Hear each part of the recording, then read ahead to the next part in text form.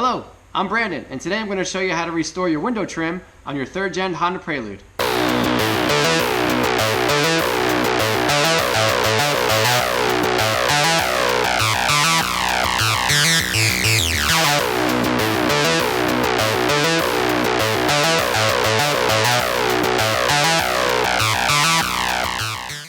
What's up guys, it's Brandon with Extreme Daily Drivers, where we are always balling on a budget and wrenching our garage. And today I have an awesome one for you. Today I'm going to show you how to repair this window trim and make it look like new.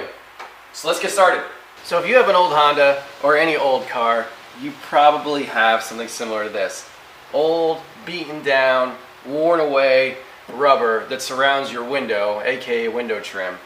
And what happens is over time the sun beats on it, no one protects it. It just wears away and eventually just starts to break off or flake off or disintegrate, leaving behind ugly chrome trim, and as you can see here, just faded, discolored. It looks like crap. So before we go ahead and repair this, let me tell you why this is happening. Okay, so any car, even modern brand new cars, we have all sorts of different materials in it. We got some metal, we got plastic, we got rubber, we got glass. All that stuff needs to be protected.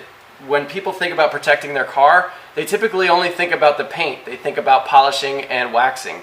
But every piece on your car needs to be protected. Everything from windshield wiper blades to the plastic trim to the glass. And you can't use a traditional regular wax to protect those things. So you have to use different stuff.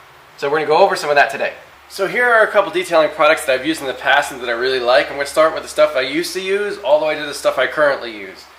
So back in the day, when I say back in the day, I mean like, I don't know, 12 years ago, this was kind of the stuff to have. This is Class's high gloss sealant glaze, and what it is for me, it was the first glaze, it was the first sealant I ever used.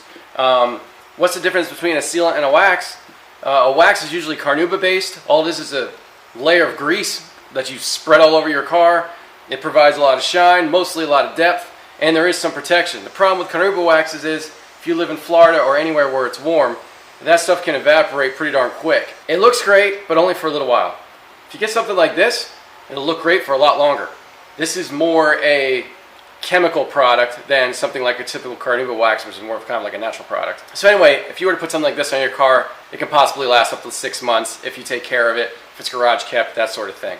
But what I love about this is that it can go over anything, unlike a carnauba wax. If you've ever waxed your car, you've probably got some wax on some plastic around the wiper cowl or the plastic trim on your car, and what happens is it turns white.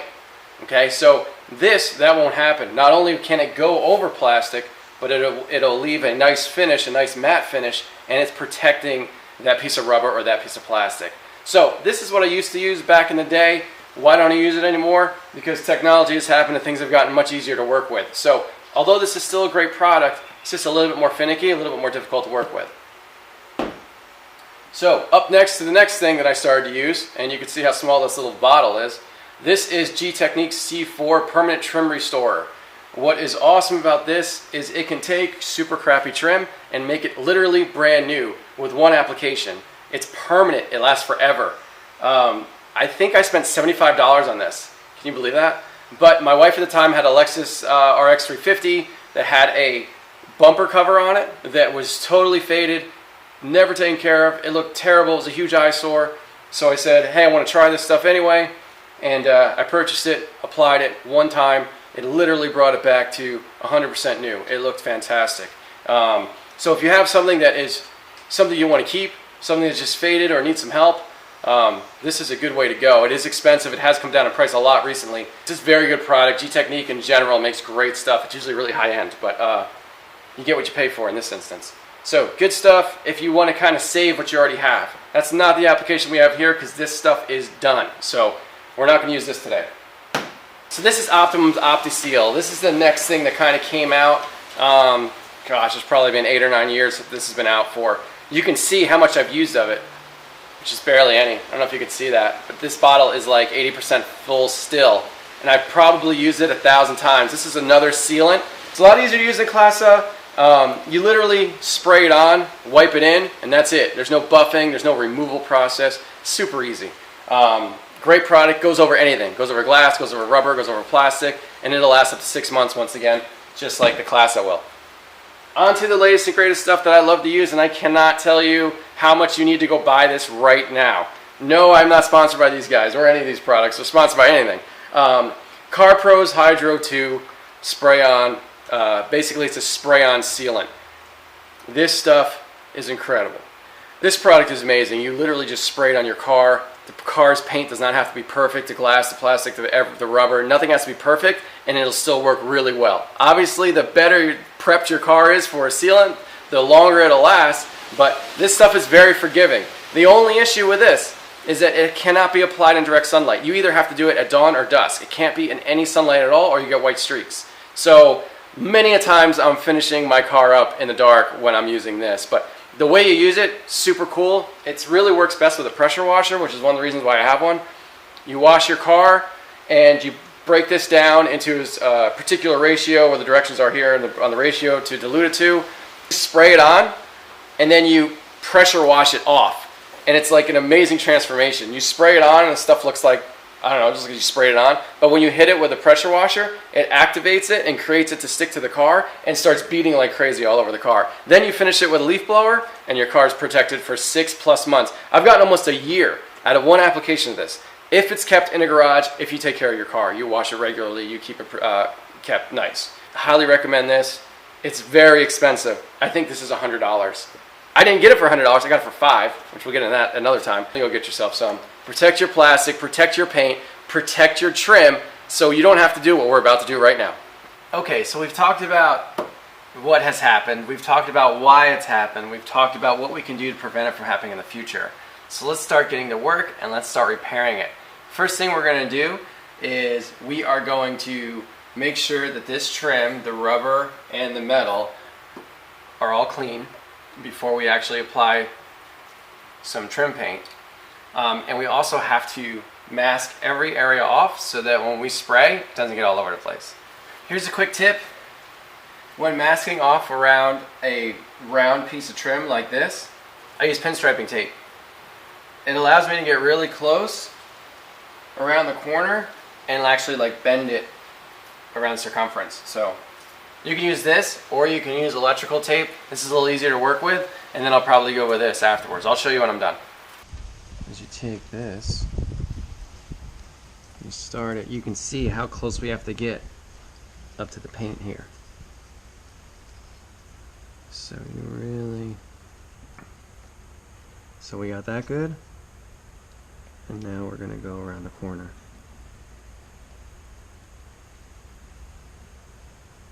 You want to take your time. I hope this is coming up on the camera well, because I'm wearing it on my head.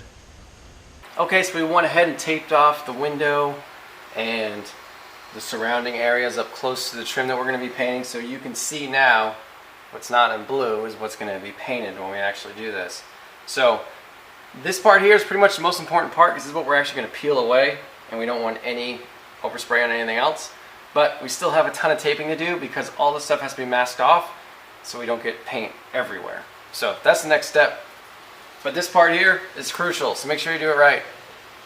Okay, so we got everything taped off. As you can see, I love Earth Fare. They have rotisserie chickens for $5, just $5 for a whole chicken. And I eat the whole chicken in one sitting most of the time. So anyway, run what you brung. This is what I have, so this is what I use to tape everything up.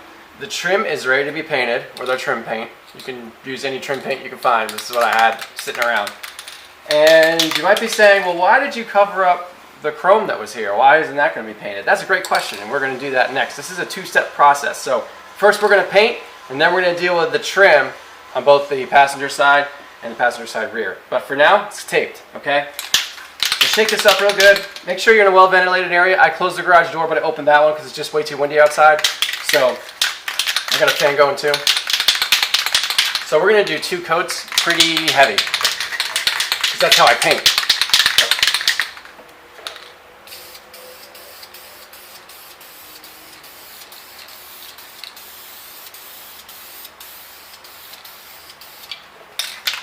We're going to give that 10 minutes. We're going to come back for a second coat.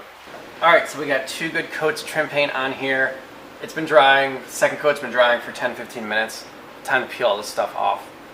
You don't want the paint to dry too much because it has a tendency sometimes to stick to the tape and everything else, which can cause the paint to tear. So I like to take it off while it's still a little wet or tacky or whatever you want to call it. So let's see how we did here.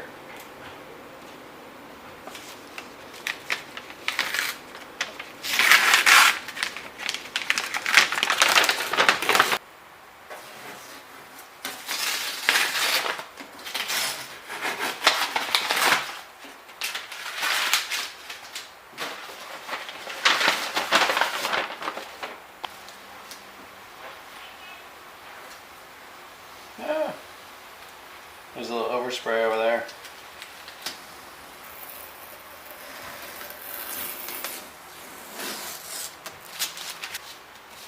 Let's see how we did here.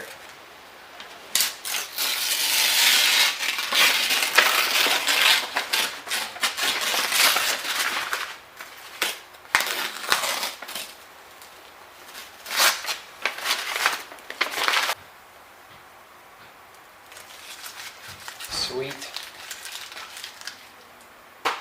So there we go. Much better. It looks brand new. I mean, obviously I got a little work to do here, but other than that, this looks great. So that was step one. So now we're going to do step two, which is to cover this up, as well as the passenger side. So when it comes to wrapping the new window trim sills, there are lots of options. I could have just cleaned them up really well, hit them with some primer, and then hit them with trim paint, or just hit them with trim paint straight up. You could use Flex Seal 2 or Plasti Dip, something like that.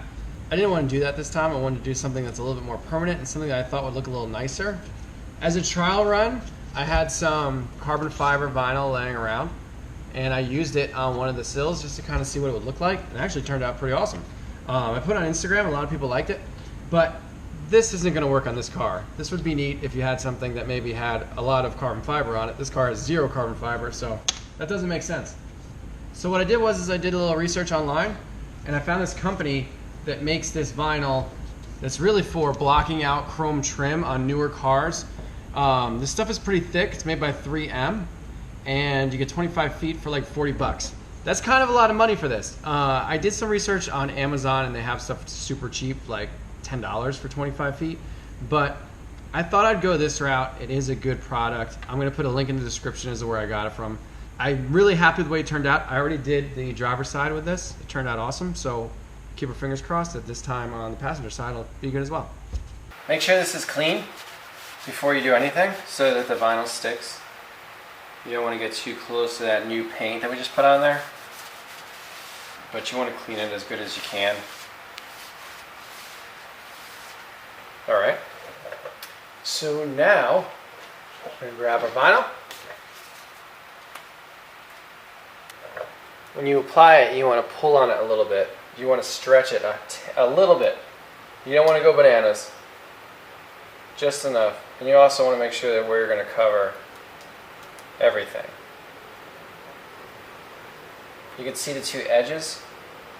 And then we're going to grab a squeegee. And then we are going to just squeegee up. You can use the little soft side too. Whatever makes you happy. This is kind of like a little bit like installing window tint. So if you're really good at installing window tint, you're going to be awesome at this.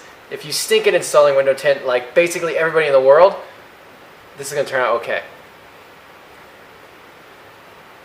I am not the greatest window tint installer, but I can do it and I'm not afraid of it. So we got the vinyl tape on there pretty darn well. It's smudged from my fingerprints, don't worry. We'll clean all that up later. But now we're going to go through, we're going to trim off the excess. I always like to use a brand new blade when you're doing something like this. Just be really careful, take your time, and it turns out great. So here we go. So check it out, the vinyl tape is on there, it looks awesome, it looks brand new. No more chrome, no more stuff peeling away, no more crappy look. It looks pretty darn good. It's not perfect, because nothing I do ever is, but it's pretty damn good. And I'm happy with it. What a huge improvement. So now we're going to go ahead and do the passenger side, and we'll be all finished. So there you go, guys, all finished. New vinyl trim on the window seals. It looks great. Much better than it did. It's not perfect, like I said earlier, but it's so much better, and this stuff's going to last a long, long time. So I love doing mods like this because they cost nothing. It cost me $40 for this vinyl tape, everything else I had. So for $40, I made a huge improvement to the way this car looks. And if you have an old Honda or any car that's from the 90s, I guarantee you these sills are failing on your car. So go ahead and get some trim paint, get yourself some vinyl tape, and go ahead and fix it, make it look better than new. Thanks so much for watching. We'll see you next time. Follow me on Instagram. Hit that like button. Please subscribe. See you later.